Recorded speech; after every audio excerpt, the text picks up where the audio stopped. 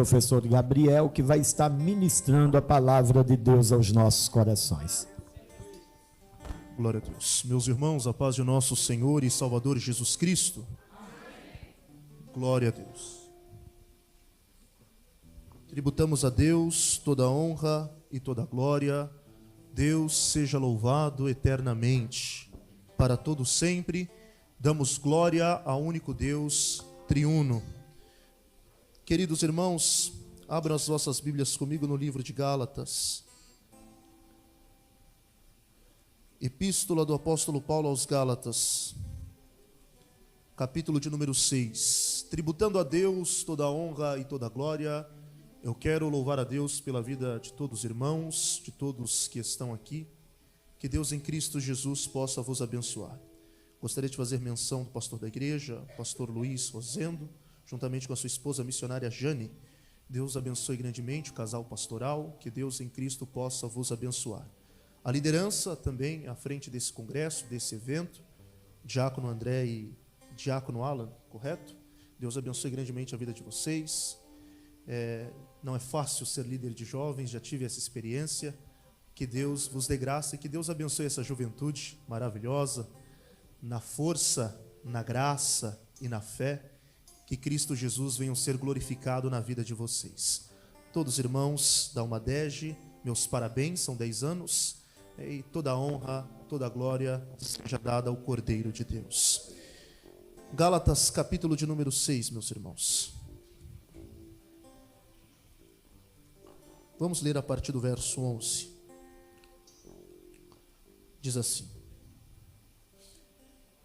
Vede que com grandes letras vos escrevi por minha mão, todos os que querem mostrar boa aparência na carne, esses vos obrigam a circuncidar-vos, somente para não serem perseguidos por causa da cruz de Cristo.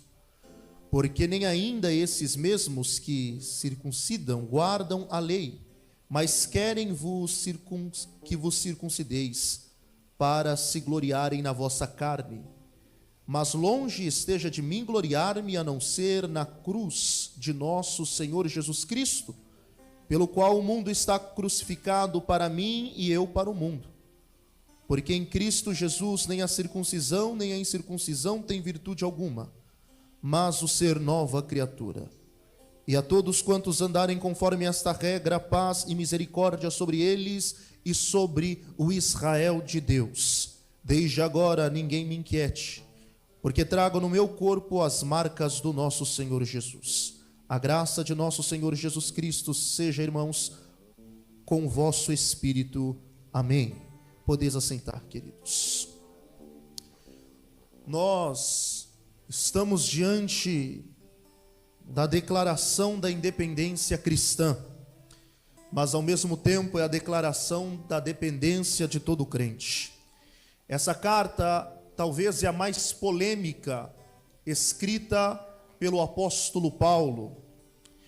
Quando nós falamos do apóstolo Paulo, acredito eu que depois de nosso Senhor e Salvador Jesus Cristo, ele é o bandeirante da nossa fé. No entanto, que ele é o maior escritor neotestamentário em questões de livros escritos. De fato, e é incontestável, a importância que o apóstolo Paulo tem para a cristandade, tem para nós. Essa carta, ela carrega as emoções de um homem que se colocou como defensor do evangelho. Defensor do quê? De ameaças que já surgiam desde os primórdios contra a igreja. Essa carta, ela carrega muitas emoções do apóstolo, ao mesmo tempo é a mais polêmica, porque o propósito dela é altamente apologético. Apologética significa defesa da fé. A fé cristã e a simplicidade do evangelho já estava sob ataque. E olha que até então o evangelho não havia se expandido tanto, como nós veremos no século II, século III, século IV e, e assim sucessivamente. Esse evangelho Ele tem sofrido ameaças em sua essência, pois ele tem sido distorcido por alguns que se dizem judeus e não são. O que nós, na história da igreja, chamamos de judaizantes. Homens que não eram filhos de Abraão. Homens que não eram da descendência de Isaque. E homens que não eram da descendência de Jacó, muito menos da casa de Judá, se diziam judeus. Queriam cumprir regras as quais eles mesmos não tinham incumbência para cumpri-las, nem mesmo poderiam cumpri-las, mas queriam colocar isso sobre a igreja de Cristo.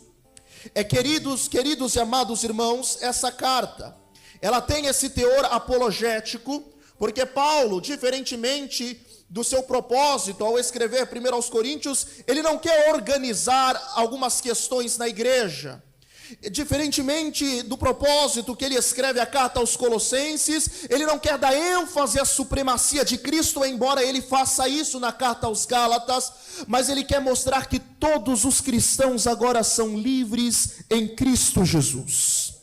Essa carta, ela é uma carta revolucionária e a história da igreja nos mostra isso. Eu gosto de história, no entanto que sou professor de história, essa é a minha profissão. E quando nós vamos analisar a história da igreja, essa carta influenciou alguns homens, principalmente durante o período que nós chamamos de Reforma Protestante, que inclusive no dia 31 do mês que passou, nós celebramos 508 anos de Reforma Protestante. Essa carta, ela é a carta mais revolucionária do Novo Testamento. Alguns a chamam de a carta magna da liberdade cristã.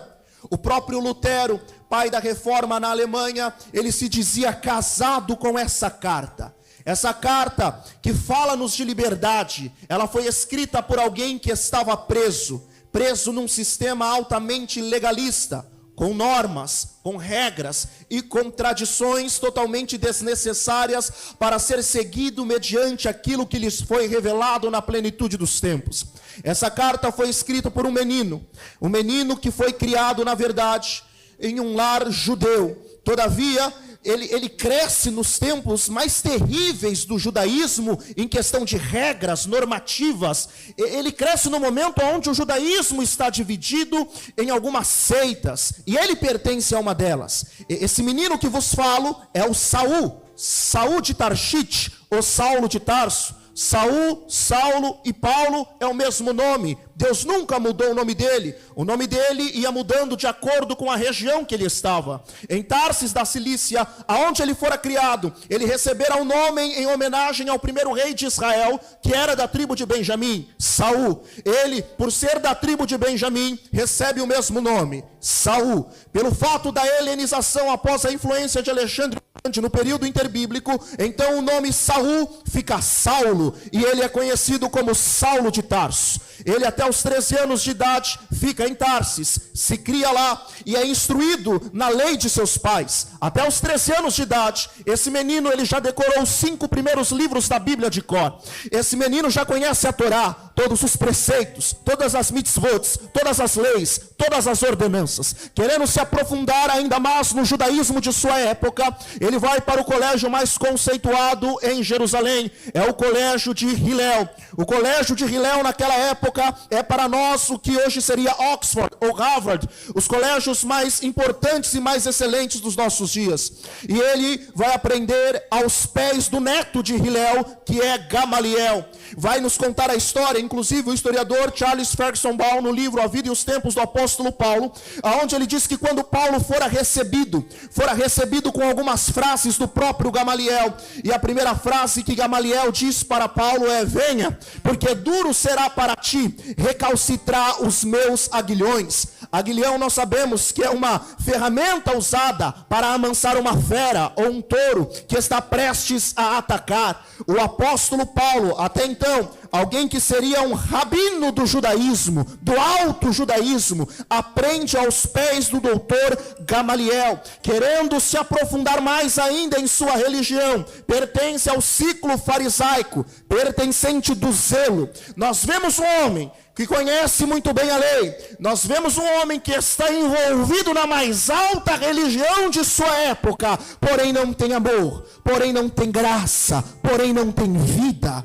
Esse mesmo percebe que um novo movimento está surgindo naquela região. Até então, um movimento estranho, movimento que começou com 12 homens em Jerusalém e estava se expandindo pela Judeia, Samaria, e ia se expandindo. Ele não entendia o que estava acontecendo. Alguns estavam até dispostos a dar a vida por esse movimento, e ele não entendia como esse movimento crescia, sendo que anos atrás o líder desse movimento, chamada de a Seita dos Nazarenos, ou conhecida como o Caminho, o líder foi crucificado e não se sabe para onde foi o corpo dele. Na verdade, haviam relatos ou especulações que esse homem que foi morto ressuscitou ao terceiro dia.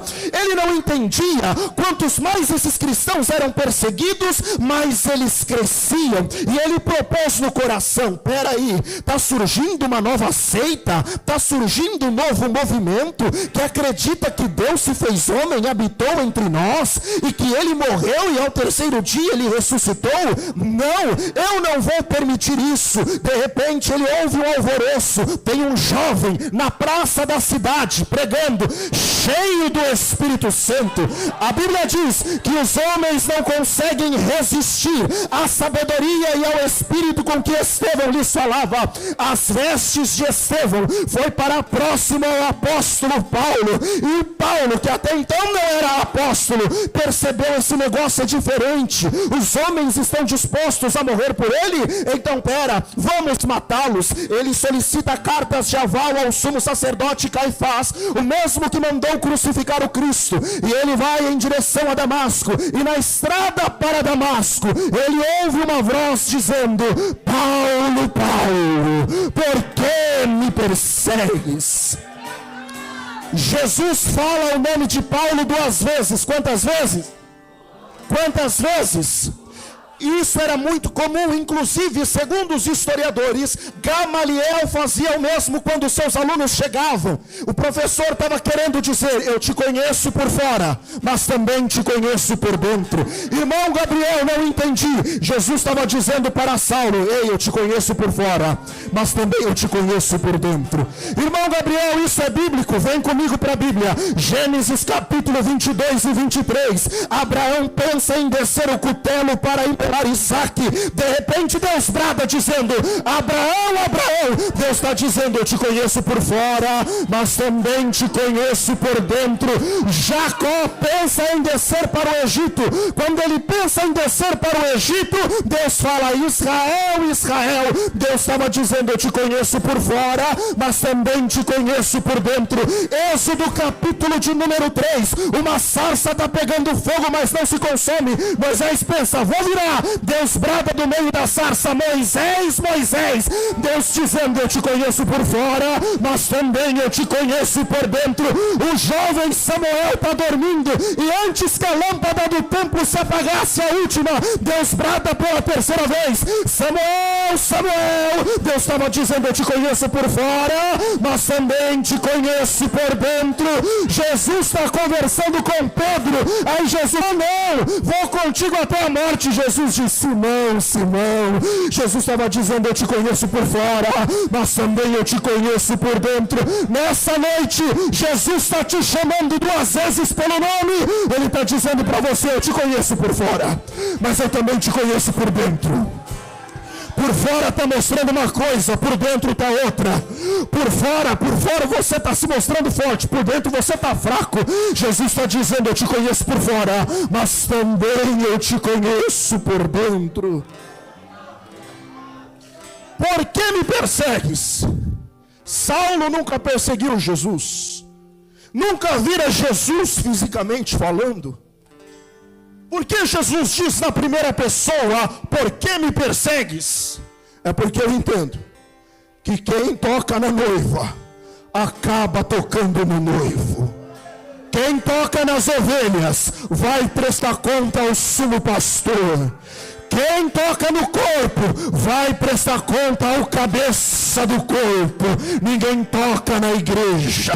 A igreja é intocável, a igreja é indestrutível, porque há uma palavra sobre ela. O fundador disse: essa é a minha igreja, não dos homens, é minha, e as portas do inferno não prevalecerão. Aleluia. A mesma frase que Saulo ouviu quando entrou no colégio, Jesus fala: duro será para ti recalcitrar o meu aguilhão. Jesus estava dizendo: a Gamaliel você resistiu, mas a minha graça você não resiste. A minha chamada você não resiste. Você é o touro bravo que estava respirando ameaças de morte contra os cristãos. Comigo você fica mansinho. A minha graça te deixa mansinho. A minha presença te deixa mansinho. Nós podemos perceber que esse ex-fanático religioso, preso num sistema ultrapassado, se torna embaixador de Cristo. Se torna um pregador por excelência e em essência, que está escrevendo uma carta de uma forma bem humana e com sentimento profundo, decepcionado com alguns irmãos que se converteram, mas estava retornando para uma base legalista de preceitos humanos. É interessante que quando o Senhor Jesus vocaciona Paulo, Jesus não ilude. Jesus não diz: vem porque vou te fazer grande, vem porque vou te fazer poderoso. Jesus não ilude ninguém na chamada. Jesus não promete aquilo que o Evangelho não promete. Tem muita gente nos dias de hoje que estão sendo atraídas por promessas que não provêm do Evangelho. Quando alguém indagou sobre a conversão de Paulo, Deus foi falar com Ananias. Segundo o historiador da igreja, Eusébio de Cesareia, em História Eclesiástica, ele vai dizer que Ananias era discípulo de Judas, não Iscariotes, mas o que escreveu a carta. E esse mesmo Ananias, ele era oleiro. Oleiro mexe com vaso. Quando ele questionou acerca da conversão, Deus já falou para ele: vai, porque para mim o Paulo é vaso escolhido. Deus está falando numa linguagem que Ananias entende, porque Deus sempre fala de um jeito que a gente vai entender. Deus está falando na linguagem que Ananias entende. Você trabalha com vaso, você sabe qual é o processo que o vaso passa, você sabe que é um vaso escolhido, porque você é oleiro. Então vai, porque para mim ele é vaso escolhido, não tem mais rachadura, o passado dele já não o condena mais. Para mim ele é vaso escolhido, e vou lhe mostrar como se deve padecer pelo meu nome. Jesus não está dizendo: eu vou mostrar como vou fazê-lo grande. Jesus não disse: olha, eu vou mostrar como vou soprar o nome dele pelos 4 cantos da terra. Jesus está dizendo: eu vou mostrar como ele deve sofrer. Porque a chamada do Evangelho primeiro não é para ganhar, primeiro é para perder. A chamada do Evangelho primeiro não é para ter vida, primeiro é para morrer, para depois ter vida. A chamada do Evangelho primeiro não é para conquistar, mas é para abrir mão. A primeira chamada do Evangelho primeiro não é para se encher, é para se esvaziar. Jesus está dizendo: ei, eu não iludo ninguém na chamada.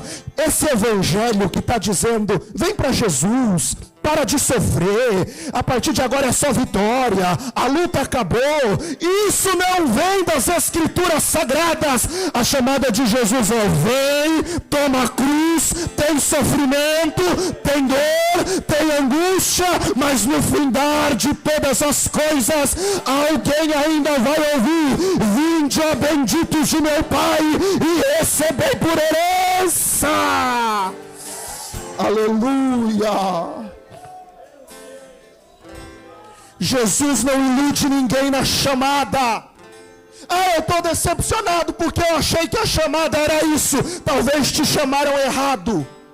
Talvez confundiram você. Pregaram o evangelho de ilusões.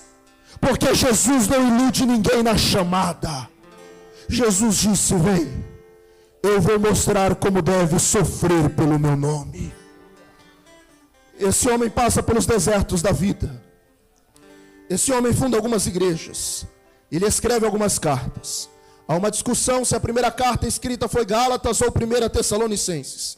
A verdade é que o propósito que Paulo escreve essa carta são propósitos extraordinários.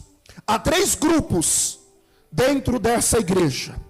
O primeiro grupo são de pagãos convertidos, idólatras, imorais, que se converteram ao evangelho. Homens que adoravam os deuses gregos romanos, Zeus, Júpiter, Minerva, Atenas, Afrodite, Vênus, Ares, Marte, Hades.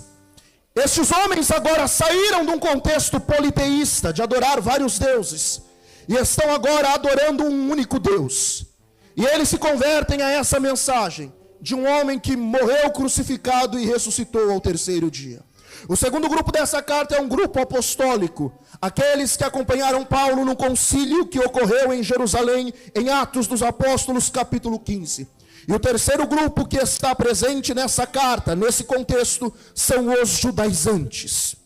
Homens que desconsideravam a cruz, homens que rejeitavam a graça, homens que viviam de aparência. Paulo se mostra preocupado. No primeiro capítulo ele já diz: estou maravilhado, não no sentido positivo. Eu estou surpreso, quase que desapontado, que tão depressa vocês passaram para outro evangelho. Não que exista outro, mas alguns assim têm feito. Paulo está dizendo: vocês nem sequer criaram raízes, e vocês já migraram para um outro evangelho. Vocês nem sequer cresceram na fé, e já foram engodados e induzidos por falso mestre. Paulo está dizendo: tão depressa vocês passaram desse evangelho para outro. Queridos e amados irmãos, parece que essa epístola é para o nosso tempo, e parece que Paulo já via a igreja brasileira quando escreveu a carta aos Gálatas, porque nós somos bombardeados por supostos outros evangelhos que estão sendo pregados por aí. Permita-me falar, mas há um evangelho da prosperidade distorcendo a graça, desconsiderando a cruz. Há um evangelho da prosperidade sendo pregado aí fora. Há outros que ainda pregam o famoso evangelho da Xuxa, a musiquinha da Xuxa: tudo que eu quiser, o cara lá de cima vai me dar. Isso não é evangelho. Alguns ainda têm pregado um evangelho de emocionalismo. Vem, o importante é você sentir arrepio, o importante é você sentir Deus. Depois pode voltar para a pornografia, depois pode voltar para o vício, depois pode voltar para o pecado. Outros ainda têm pregado um evangelho ideológico, colocando política na essência da nossa religião, na essência da nossa fé. E a minha fala para a igreja brasileira nos dias de hoje é a mesma que disse Paulo: tão depressa nós deixamos o evangelho da cruz e abraçamos outro evangelho. Mas essa noite é um remanescente aqui em Minas, e eu estou pregando para alguém que está marcado pelo sangue, marcado pela cruz, marcado pelo evangelho genuíno. Estão pregando outro evangelho por aí, o evangelho da graça barata, o evangelho da hipergraça, o evangelho de uma graça distorcida. Que graça é essa que te salva, mas não te transforma? Que graça é essa que te salva, mas não te liberta? Que graça é essa que te salva, mas não faz você ser uma pessoa melhor? Nós estamos vivendo tempos aonde outro evangelho nos é apresentado, muitos ensinamentos estranhos, homens que se dizem mestres, negando a inerrância da Bíblia, dizendo que é um livro qualquer, dizendo que ela não é palavra de Deus, que ela apenas contém a palavra de Deus, falsos mestres negando a trindade, negando a encarnação, negando a divindade de nosso Senhor Jesus Cristo, outros ainda negando que Jesus vai voltar, dizendo que ele voltou no ano 70, está errado. Há uma igreja que é instruída biblicamente, que acredita piamente nas Sagradas Escrituras. Esse evangelho não precisa de modificação, esse evangelho não precisa de nenhuma outra revelação. Nós vivemos por aquilo que nos foi dado, nós vivemos por aquilo que nos foi revelado, a palavra de Deus. Não precisamos de outra revelação. Não somos guiados por revelações de profetas, homens que vêm nos nossos cultos como pregadores, abrem a Bíblia, não explicam o texto, não aplicam o texto e saem entregando 30 revelações ou falsas revelações para a igreja. Não é esse evangelho. O nosso evangelho é puro e santo. Nós não precisamos das revistinhas das testemunhas de Jeová, e não precisamos dos escritos de Ellen White, não precisamos do outro livro humano. A Bíblia para nós é suficiente. A palavra é poderosa, a palavra reina na igreja, a palavra canta, a palavra encanta, a palavra quebranta, a palavra levanta, a palavra alimento, a palavra mantimento, a palavra guia, a palavra direciona. Não, oh glória! Eu estou sentindo de pregar. Eu não preciso ficar fazendo campanha de 7, de 14 ou de 21 dias. Eu não preciso da veste do apóstolo. Eu não preciso fazer campanha da rosa ungida e nem da vassoura ungida, muito menos do lenço ungido. Não, para nós o evangelho é suficiente. Oh glória! Aleluia! Outro evangelho. Que evangelho era esse? Um evangelho judaizante, aonde eles diziam: não, pode acreditar que Jesus é o Cristo, mas vocês não devem se esquecer de Moisés. Vocês estão se esquecendo de Moisés. Vocês precisam cumprir as regras da antiga aliança. E muitos homens, nos nossos dias, nas nossas instituições, nos nossos sistemas, colocam regras que não cabem no evangelho.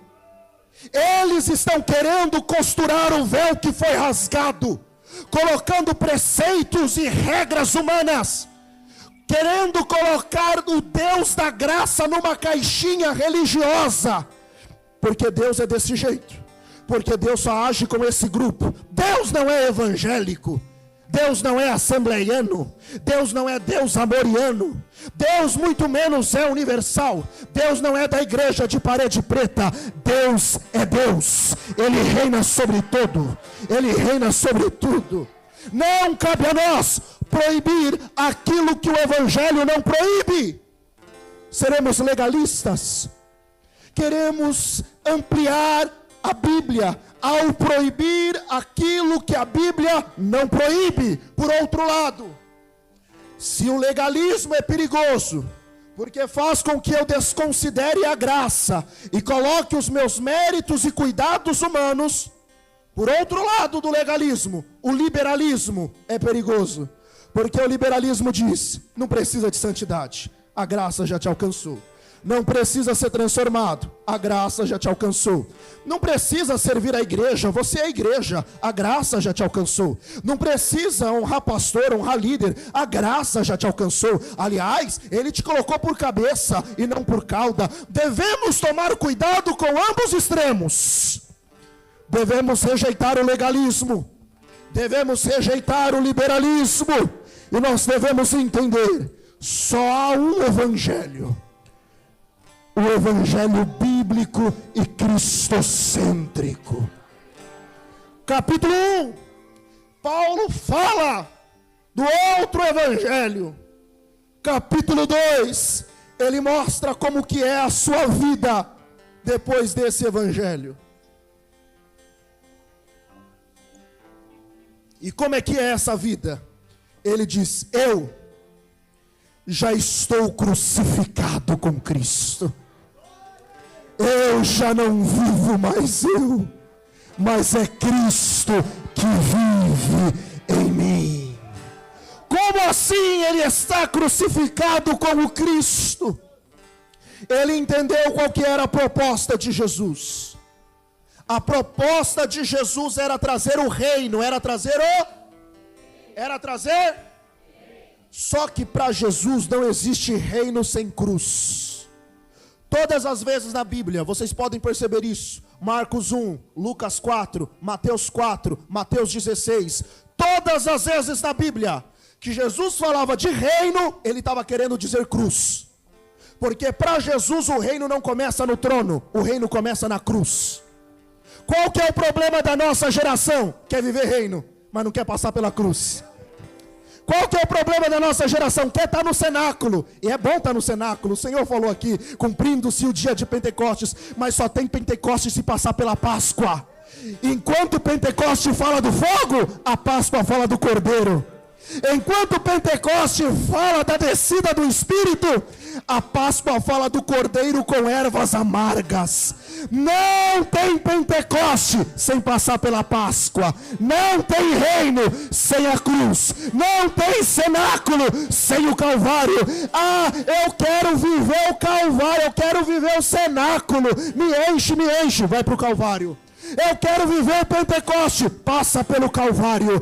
Eu quero viver as maravilhas de Deus, passa primeiro pelo Calvário. Suba ao Calvário, morra com o Cordeiro de Deus, para que você ressuscite com Ele para uma nova vida. Eu não tenho costume, mas se não fere a sua liberdade cristã, fala para o seu irmão, não existe reino sem cruz. Não existe reino sem a cruz. Não existe reino sem cruz. Quer viver as maravilhas do reino? Vem para a cruz. Quer viver as maravilhas do reino? Sofra com o Cordeiro de Deus no Calvário. Suba ao Gólgota. Carregue o lenho cruento, mas seja crucificado com Cristo. Só que os nossos pregadores hoje pregam um evangelho sem cruz. Senhoras e senhores, a igreja brasileira não tem o dever de tirar a cruz de Cristo do centro da sua mensagem. Mas nos nossos dias, o centro das pregações bíblicas se tornou o homem. O centro dos louvores se tornou o homem. É tudo voltado para o homem. É até Deus cantando para o homem. É Deus falando que vai fazer, que vai operar, que vai exaltar e que vai mostrar. Esqueceram-se da mensagem da cruz nos nossos louvores. Esqueceram-se da mensagem da cruz nas nossas pregações. Certa feita, uma criança, ela foi acompanhar os seus pais na igreja, e a igreja era muito linda, e tinha uma imagem da cruz, sem o Cristo, sem a imagem, apenas a cruz, e não tem problema nenhum o símbolo da cruz, só que o pregador era tão grande, que a criança não conseguia ver aquela cruz bonita, emanando os raios solares. E aí, no outro domingo, o pastor convidou um pregador menor, e o pregador menor não tampava a cruz, e a criança disse: mamãe, agora eu estou conseguindo ver a cruz, porque o pregador é pequeno. Irmão Gabriel, não entendi. A cruz não é para gente grande. Tem muita gente grande querendo carregar a cruz. A cruz é para quem é pequeno. Como disse Martinho Lutero, todo pregador deve se esconder atrás da cruz de Cristo. Irmão Gabriel, não entendi. Quem deve aparecer não sou eu, é a cruz. É a cruz. É a cruz, mas prega muito, glória ao que aconteceu na cruz, mas canta muito, graças ao que aconteceu na cruz. Pregador, subiu na tribuna, menos de você, fala mais da cruz, fala mais do sangue, fala mais do Cordeiro. Nós precisamos, queridos e amados irmãos, resgatar esse evangelho cristocêntrico. Chega, nós tiramos a cruz do centro da igreja, nós tiramos a cruz do centro da nossa mensagem. O homem se tornou o centro, tudo voltado para o homem, tudo para engrandecer o homem, tudo é para exaltar o homem. Mas nós precisamos aprender como João Batista: eu sou apenas a voz do que clama, Tem alguém que é mais poderoso do que eu. Eu não, eu só batizo com água. Está ali o Cordeiro de Deus, que tira o pecado do mundo. Precisamos de músicas cristocêntricas. Precisamos de mensagens cristocêntricas. Precisamos ser como o apóstolo Paulo em 1 Coríntios. Eu nada quis saber entre vocês, a não ser Cristo e esse crucificado.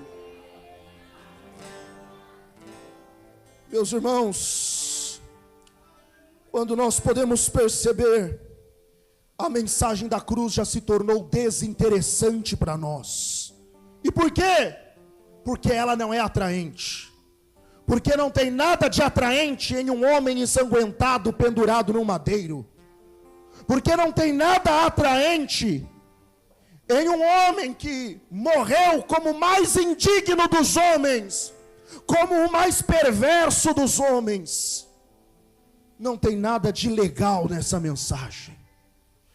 E hoje é o que os jovens querem entender do Evangelho. O que o Evangelho tem de legal para me oferecer? O que o Evangelho tem de maneiro para me oferecer? É por isso que essa mensagem era uma vergonha para aqueles que criam naquela época. Se alguém falasse, não, eu acredito na cruz, era vergonha. Vergonha para alguns, escândalo para outros. Mas aí o mesmo que escreveu Gálatas, mandou Tércio escrever Romanos. E ele disse assim, ô Tércio, escreve aí, que eu não me envergonho do Evangelho de Cristo, porque ele é poder para todo aquele que nele crê. O que é o Evangelho, irmão Gabriel? Evangelho não é uma moda, Evangelho é poder, poder, poder, poder, poder, poder, poder, poder. Eu não me envergonho do Evangelho. Quem quer mudar a mensagem que muda? Eu não me envergonho do Evangelho, porque ele é poder de Deus. Homens tiraram a cruz do altar e colocaram os líderes políticos. A política, a aliança com o Estado tomou a cena, tomou a frente, tomou a centralidade. Isso quando não, Mamon tomou os nossos púlpitos e tudo é pelo dinheiro, tudo voltado pelo dinheiro. Prega pensando no dinheiro, canta pensando no dinheiro, faz a obra pensando no dinheiro. Está errado. A nossa motivação não é o que ganhamos aqui, a nossa motivação é o que ganhamos lá. Eu não cobro para pregar e não vou cobrar. A minha mensagem é única, é a cruz. É a cruz. Falaram uma vez para mim, para de pregar sobre a cruz, varia um pouco a sua mensagem, você vai ficar sem agenda. Não vivo de agenda e não dependo disso. Eu tenho compromisso com o Calvário. Eu estou amarrado na cruz do Cordeiro. Aleluia. A igreja brasileira deve voltar para o Evangelho da cruz. Devemos erguer as bandeiras da reforma protestante e dizer, somente a graça, somente a fé, somente o Cristo, somente a cruz, somente a glória. Aleluia.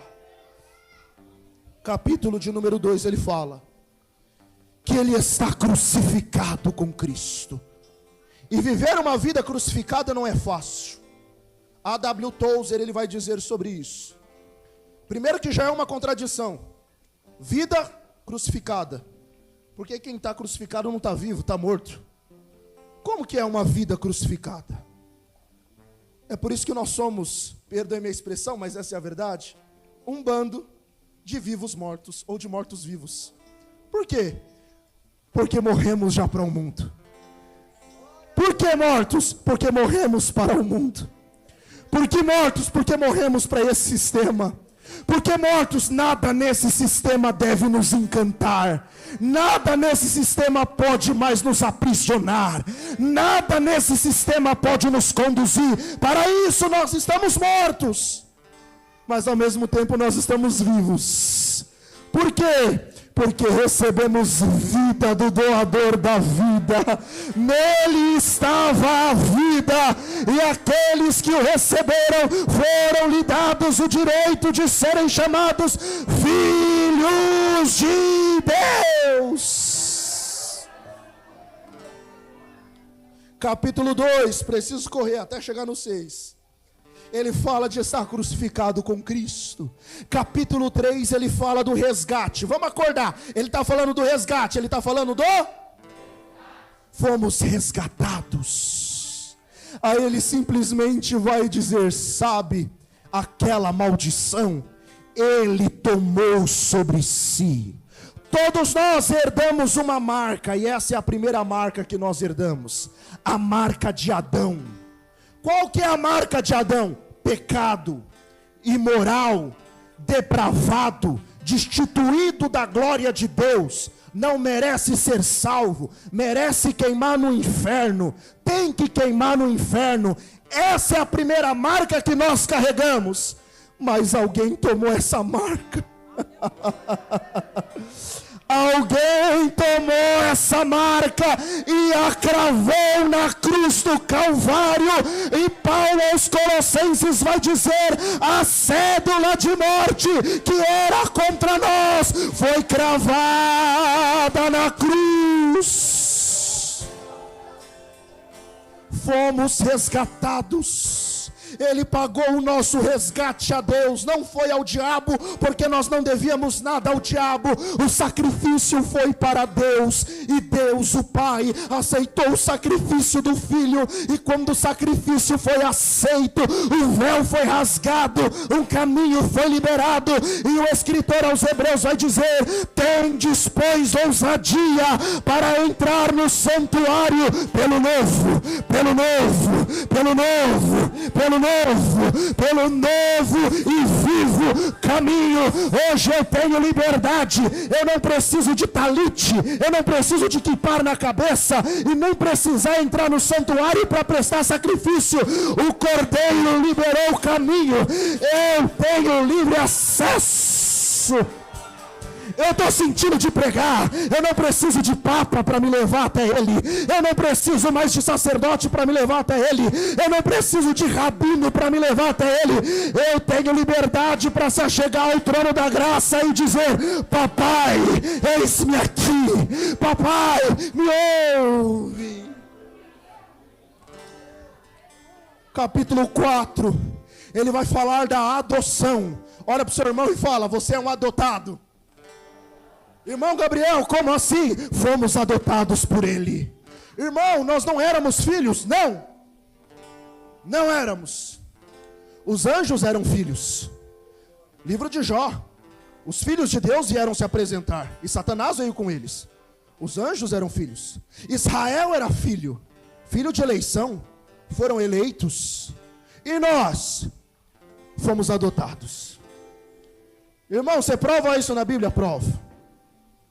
Ele veio para os seus, mas os seus não receberam.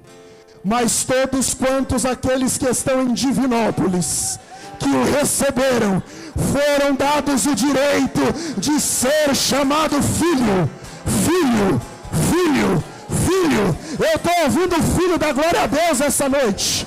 Eu estou ouvindo o filho da aleluia essa noite. Eu estou pregando para quem é filho. Meu Deus. Filho, filho, eu vou repetir, você não é filho de Abraão, você não é filho de Moisés, você não é filho de Davi, você recebeu um direito, ser chamado filho de Deus. Oh glória! As pessoas diziam, olha lá, aquela imoral, olha lá, aquela mulher que vive de prostituições, agora é outra coisa, agora é filha. Olha lá, mas era um drogado, é filho. Mas era traficante, agora é filho. Mas era um criminoso, agora é filho. Mas olha, era um corrupto, agora é filho. Mas era alguém que estava atormentado, agora é filho. É filho. Cala, calaba cheia. O diabo levantou uma guerra contra alguém esses dias. O diabo se levantou contra alguém esses dias. Mas Deus está dizendo na minha alma para lhe dizer: você é filho. Queira o inferno ou não, você é meu. Eu comprei, eu paguei. Você é meu filho. Paulo em Romanos 8 ele vai dizer: e vocês não receberam o espírito de medo, mas recebestes o espírito de adoção, e é por esse espírito de adoção que nós clamamos: Abba, Pai. Isso é novo. Por quê? Porque Abraão não chamou ele de pai, Moisés não chamou ele de pai, Davi não chamou ele de pai, mas você pode chamar ele de pai. Você pode chamá-lo de pai. Oh glória.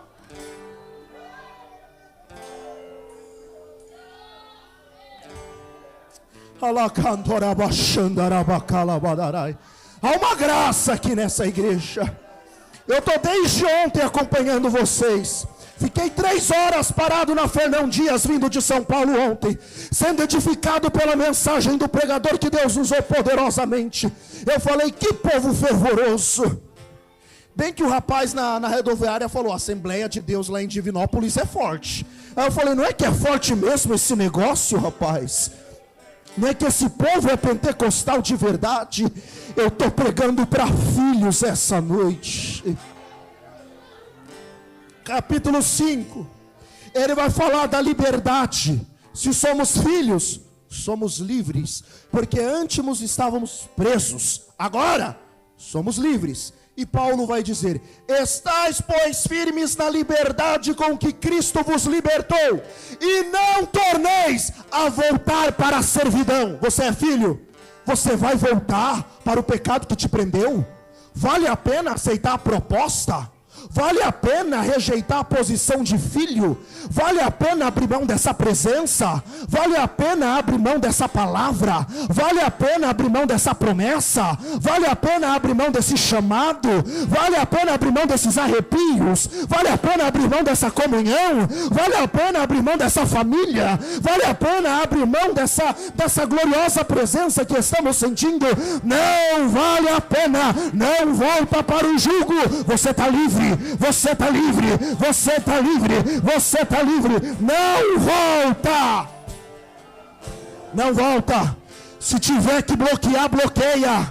Se tiver que criar uma conta, cria outra conta. Se tiver que trocar de número de chip, troca. Mas não volta para a servidão. Não volta para o pecado. Não volta para o laço. Não volta para o embaraço. Ele te libertou. Ele te libertou. Ele te libertou. Aleluia. Capítulo 6. Paulo vai dizer, com grandes letras vos escrevi. É interessante que, eu preciso falar isso no capítulo 5 ainda. Paulo foi livre para quê? Ele mesmo disse: para servir. O servo que não serve para o reino, ele não serve. Tem muita gente sendo chamado para o evangelho, mas não quer servir. Evangelho é serviço, não é ser visto. Evangelho é servir só a Deus? Não, servir a igreja de Deus.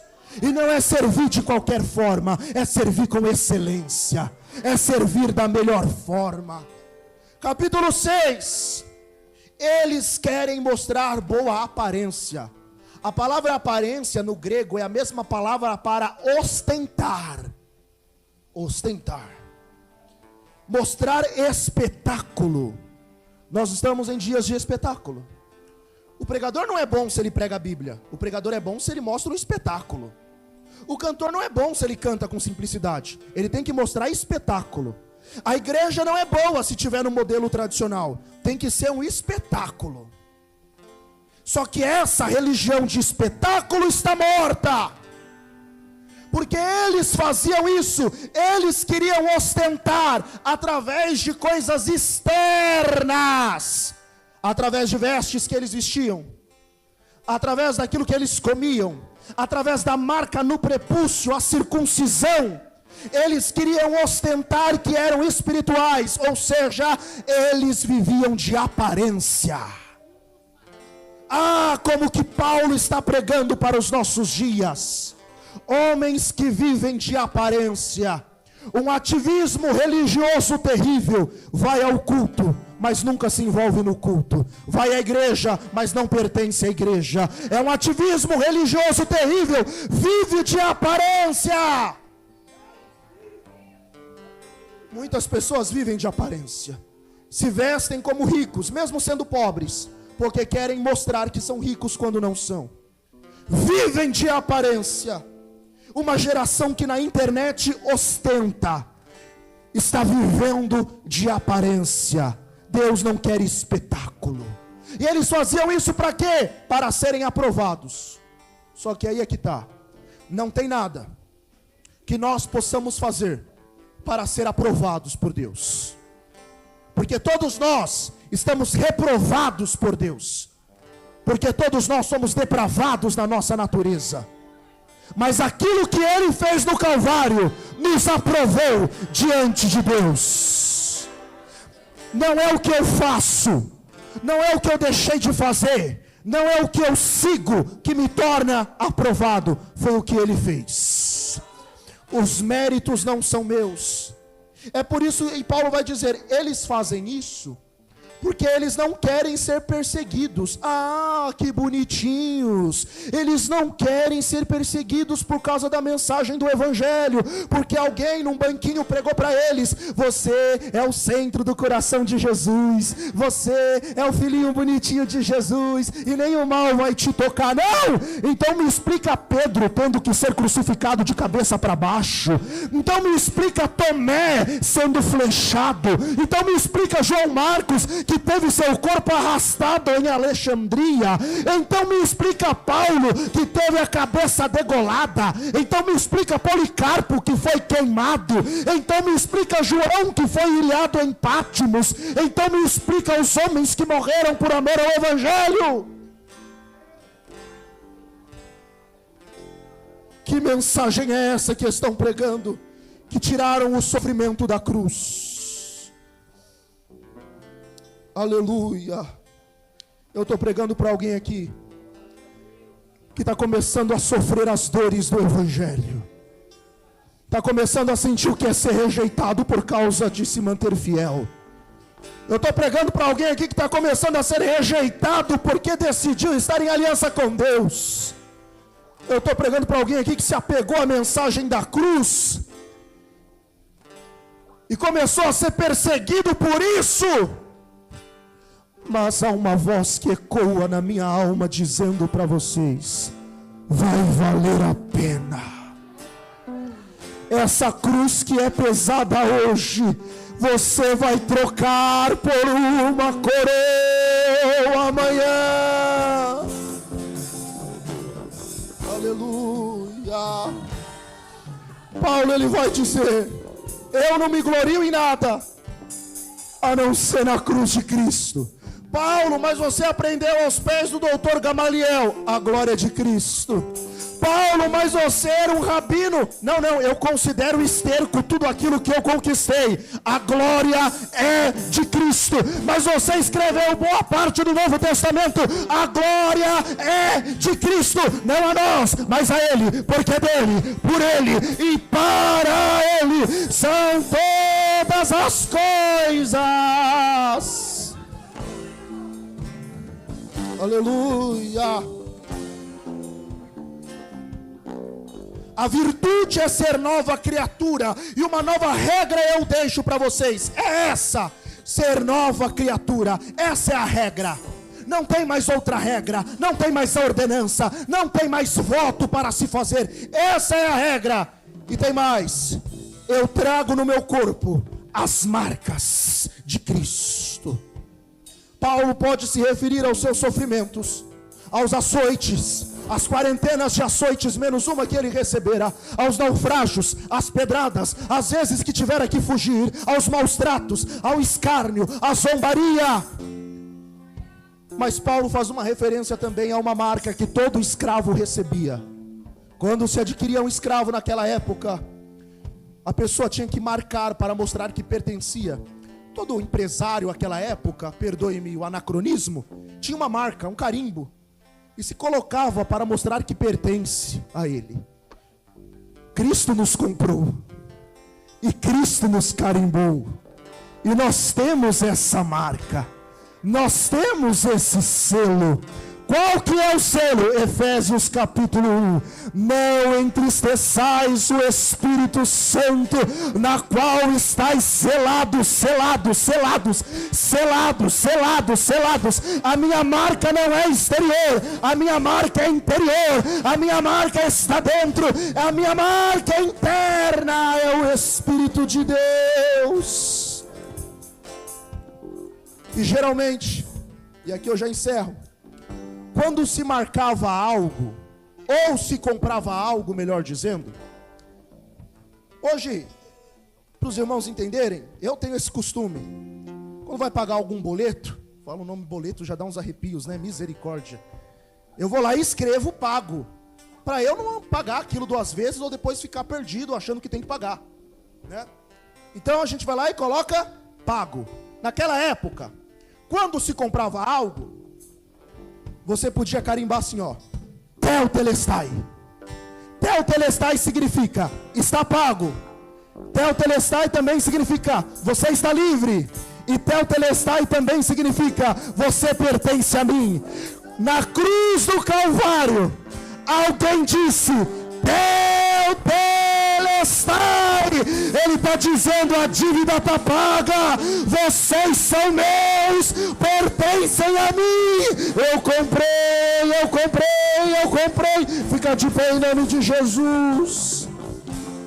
Eu comprei, você é meu, está marcado pelo meu nome, está marcado pelo meu Espírito, diz o Senhor, está marcado pelo sangue. Você é meu, você é meu. A depressão não vai te matar, a ansiedade não vai te prender, a preocupação não vai te parar. Você é meu. A carne não vai te seduzir, o mundo não vai te derrubar. 1000 cairão ao seu lado, 10.000 à sua direita, mas você é meu.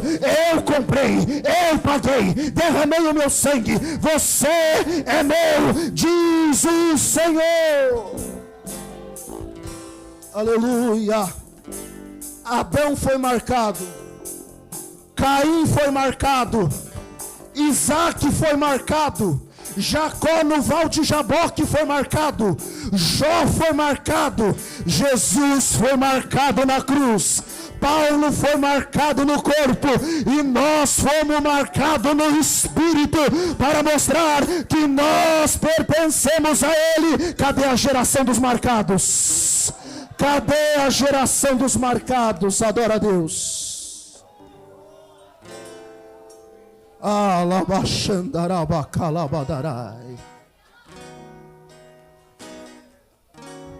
Uma resta marca aos filhos de Deus: ser marcado com fogo, porque foram vistas por eles línguas repartidas como que de fogo. Vamos orar em nome de Jesus.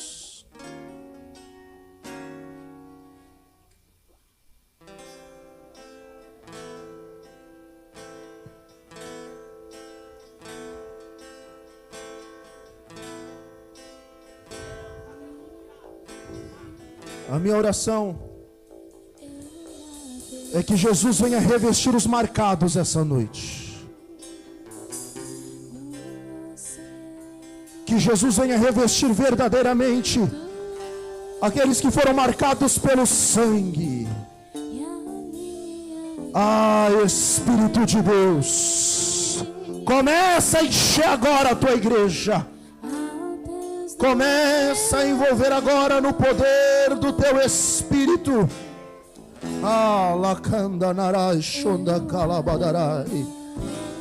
Adore a Deus. O Espírito de Deus vai nos encher essa noite. Será revestido de graça, será revestido de glória, será revestido de fogo.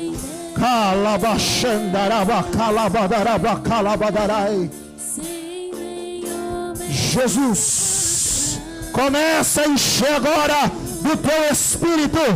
Enche, enche, enche, enche agora da tua presença. Enche agora do teu poder. Enche agora da tua glória. Renova, renova, renova, renova, renova agora, renova agora, agora, agora, agora. Olha o Espírito enchendo, enchendo, enchendo, enchendo crentes essa noite. Ah, Espírito de Deus, reveste-nos, reveste-nos, reveste-nos. Recebe de Deus renovo, renovo, renovo, renovo, renovo. Recebe de Deus renovo. Seja renovado hoje, seja renovado agora, agora, agora, agora, agora. Enche, enche, Jesus. Enche os marcados essa noite. Ao Deus da minha vida. Enche, enche. Vai, Espírito de Deus. Ei, cala, xalabarabassu, daragasia. Anarandro bieleza narasu ikeondri anaramandaraba calabadarabashai. Ranando pe calabashe e calabashendarabacai. Os marcados vão ser cheios, cheio, cheio, cheio, cheio, cheio, cheio, cheio, cheio, cheios, cheios da presença de Deus. Vai, Espírito de Deus. Aleluia.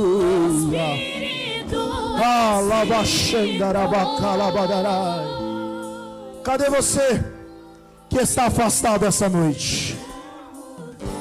Cadê você que está afastado essa noite e precisa retornar para o Calvário? Precisa retornar hoje para o Calvário. Você foi comprado. Vem em nome de Jesus. Alguém que está afastado essa noite, alguém que ainda não aceitou Jesus e assim deseja fazer, mediante a mensagem que você ouviu. Vem, tem alguém? Alguém afastado? Ou alguém que não aceitou Jesus essa noite? Estamos em família essa noite.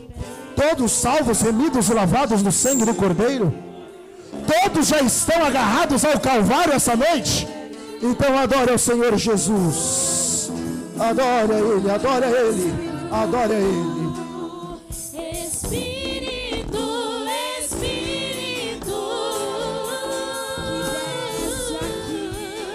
que desce como fogo santo, vem como em Pentecoste,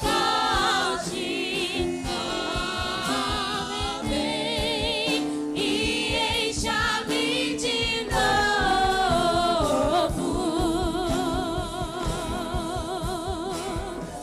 Então profetiza, profetiza no Espírito, porque o Senhor sou contigo e honrarei aquilo que os teus lábios falarem.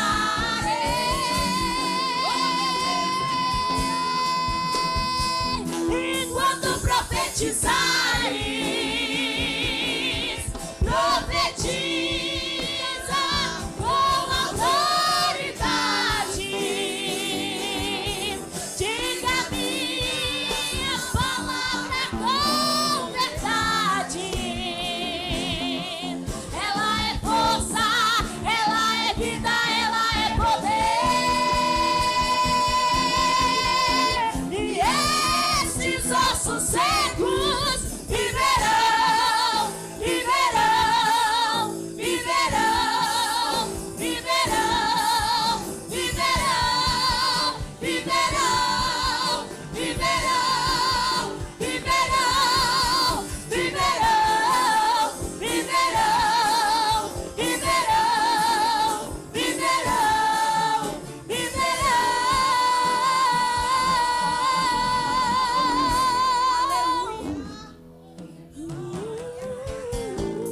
Louvado seja Deus.